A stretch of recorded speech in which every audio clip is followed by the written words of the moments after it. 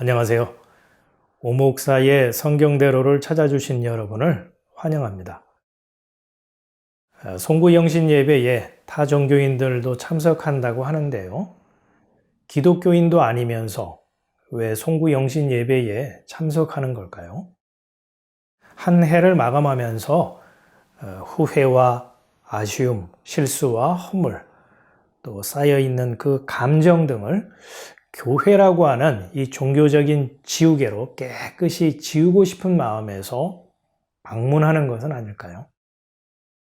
오라, 우리가 허심탄회하게 이야기해보자. 너희 죄가 주홍 같을지라도 눈과 같이 희게 될 것이며 진홍같이 붉을지라도 양털처럼 될 것이다. 교회에 가서 하나님을 예배하면 이처럼 1년 묵은 빨래 끝, 더러운 때를 씻어내는 세탁 만점이라 생각하는 건 아닐까요? 찌든 때, 묵은 때만 제거할 수 있는 게 아니라 복도 주겠다고 약속하죠. 복을 주겠다는데 거절하거나 사용할 필요는 없잖아요. 나는 너희를 이집트에서 인도해낸 너희 하나님 여호와이다. 너희 입을 크게 벌려라. 내가 채워주겠다. 소원을 빌면 그것도 크게 빌수록 가득 채워주신다고 하니까 얼마나 좋습니까? 복은 받으라고 있는 것이고 채워주시겠다고 하는데 감사합니다 하고 덥석 받아야죠. 종교가 다르다고 해서 사람들이 바라는 복도 다른가요? 그건 아니잖아요. 날씨도 추운데 굳이 산속에까지 가서 그 절에 가서 빌 필요가 없고 마을 어귀에 우두커니 서 있는 장승에게 비는 것보다는 난방시설이 잘 되어 있는 교회에 가는 편이 가성비와 가심비 모두 낫다 싶을 겁니다. 그래서 12월 31일에 드리는 그 송구영신 예배는요, 교인은 물론이고요, 타 종교를 믿는 사람들까지 대목이라 생각합니다. 이런 소문을 풍문으로 들었습니다. 진심으로 빌어서 한 해의 묵은 때를 훌훌 털어버리고 신의 비위를 맞춰드리고 그 보상으로 소원을 이루어보자는 생각. 사람이 줄 건 주고 신으로부터 받을 건 받자는 일종의 거래죠. 이런 얘기가 생각이 나네요. 어떤 집사님이 무당을 전도하겠다고 마음을 단단히 먹고 성경책을 사서 선물을 했다고 합니다. 아마 서로 구면인가 보죠. 성경책을 선뜻 받을 것이다 기대는 하지 않았는데 고맙습니다 라고 하면서 성경책을 두 손으로 받더라는 거죠. 집사님은 대어 한 마리 낚았다 이런 생각에 기대감이 컸고요. 그날부터 열심히 기도를 했습니다. 그런데 집사님의 기도빨이 약했던 걸까요? 정성이 부족했던 걸까요? 며칠이 지나서 무당으로부터 연락이 왔는데요. 성경책을 도로 가져가라 하는 그런 통보였습니다. 이 성경책을 돌려주면서 무당이 하는 말이 당신 성의가 고마워서 성경을 좀 읽어봤는데 기독교인들이 믿는다고 하는 하나님은 왜 그렇게 요구사항이 많은지 또 뭘 해라 이거저거 하지 말라 미주알 고주알 잔소리를 늘어놓는데 귀찮고 짜증나서 거래 못하겠다. 그러면서 자기가 섬기는 신들은 정성을 바친 만큼 비위를 맞춰드린 만큼 보상해 주는 것으로 거래는 끝 아주 깔끔하다는 겁니다. 그렇습니다. 무당이 섬기는 그 귀신뿐 아니라 사람이 만든 이 세상의 모든 종교는 사람이 행한 만큼 사람이 행한 대로 보응한다는 방식이죠. 지성이면 감천인데요. 한마디로 주고받는 거래죠. 이 세상 자체가 조건적 거래라는 방식으로 구축되어 있습니다. 그러다 보니까 세상에 우리 몸담고 있는 이 살아가는 사람이요. 거래에 익숙하고 능숙한 것은 이상할 것이 없어 보이죠. 하지만 성경은 거래의 방식이 아닌 그 은혜의 관계를 중시합니다. 하나님과 그의 백성은 아버지와 자녀, 남편과 아내처럼 사랑의 관계, 은혜의 관계여야 한다. 이 점을 강조하죠. 어찌 보면 성경은 독자들에게요, 당신은 하나님과 어떤 관계 속에 있습니까? 라고 끊임없이 질문하고 있습니다. 이것이 기독교 신앙의 출발이면서 전부라 할 수 있거든요. 아다시피 하나님의 속성 가운데 대표적인 것이 은혜죠. 그래서 하나님은 아담과 은혜의 관계를 맺으셨던 것이고요. 하나님이 사람을 에덴에 두신 이유이기도 합니다. 에덴 동산은요, 하나님의 은혜로 울타리를 친 기쁨의 동산이란 뜻이거든요.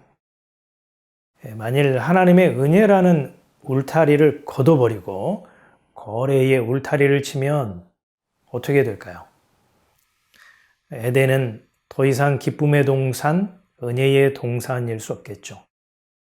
각자 자기 행복을 챙기기 위한 경쟁으로 삭막하고 살벌한 탐욕의 도시로 변질되고 말 겁니다.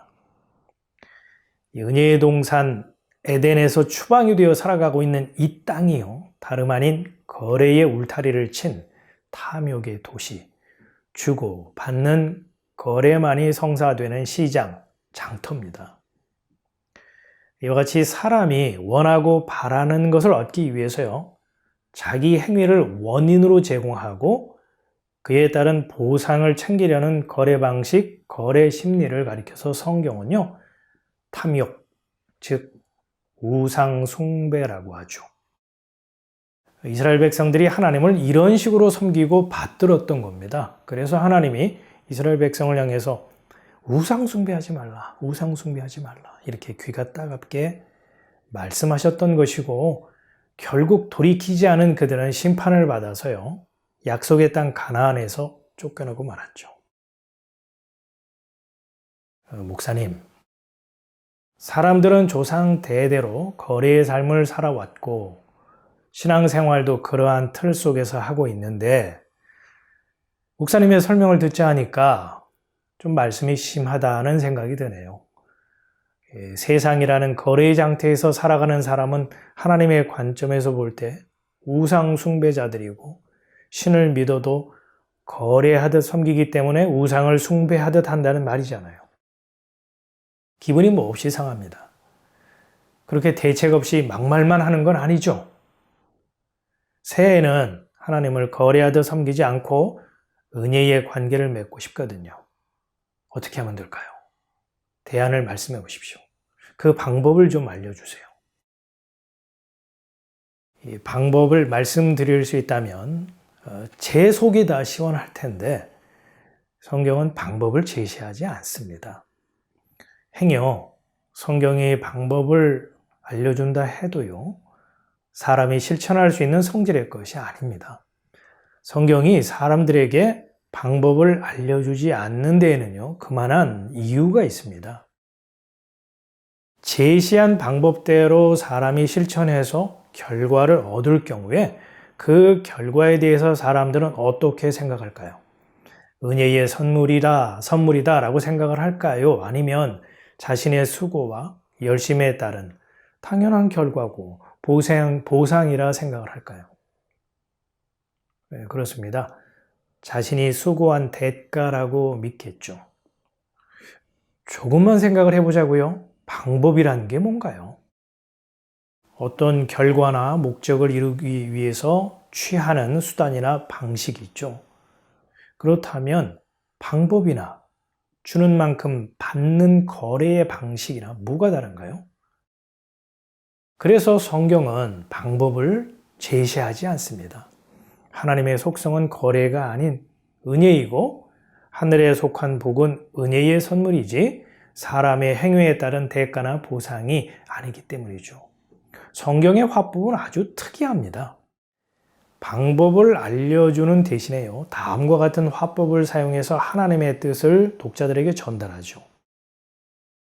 하나님을 아버지라고 부르며 그분과 부자지간의 관계 속에 살아가는 자는 영적인 자녀로서 거래의 가치관으로부터 살던 옛사람이 변해서 하나님과 은혜의 관계 속에 살아가는 새 사람이 되었다? 이렇게 선언합니다.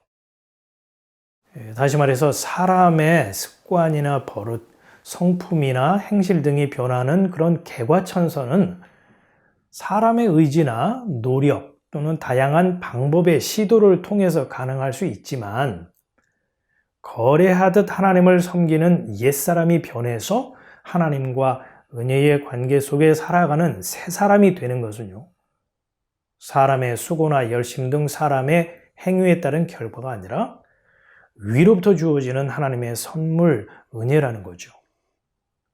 그러니까 어떻게 하면 거래하듯 하나님을 섬기는 옛사람이 변해서 하나님과 은혜의 관계 속에 살아가는 새 사람이 될 수 있을까요? 그 방법 좀 알려주세요. 이 같은 질문은 우문이라는 겁니다. 매년 12월 31일에 드리는 이 송구영신 예배는 교회의 연례 행사 가운데 하나죠. 송구영신, 묵은 해를 보내고 새해를 맞음이란 뜻이죠. 참 좋은 의미의 사자성어입니다. 이 새해를 맞이하면서 백지같이 깨끗한 상태에서 새 출발하고 싶은 것은 아마 누구나 가지는 마음의 작용이라 생각합니다. 이러한 취지를 10분 살려서 교회가 교인들에게 회개의 시간을 제공하고 아울러 복을 비는 기회까지 마련하는 것이겠죠? 이런 질문을 해봤습니다. 송구영신 예배는 하나님과 거래하는 시간인가? 아니면 하나님과의 관계를 점검하고 확인하는 시간인가? 만일 거래를 위한 절호의 기회로 삼는다면 송구영신 예배는 탐욕을 채우기 위한 시간이 되는 거겠죠. 참으로 두려운 일입니다. 그러나 하나님과의 관계를 점검하고 확인하는 그런 시간이라면 옛사람이 변하여 새사람이 드리는 예배로서 송구영신다운 하나님이 기뻐 받으실 만한 예배라 생각합니다.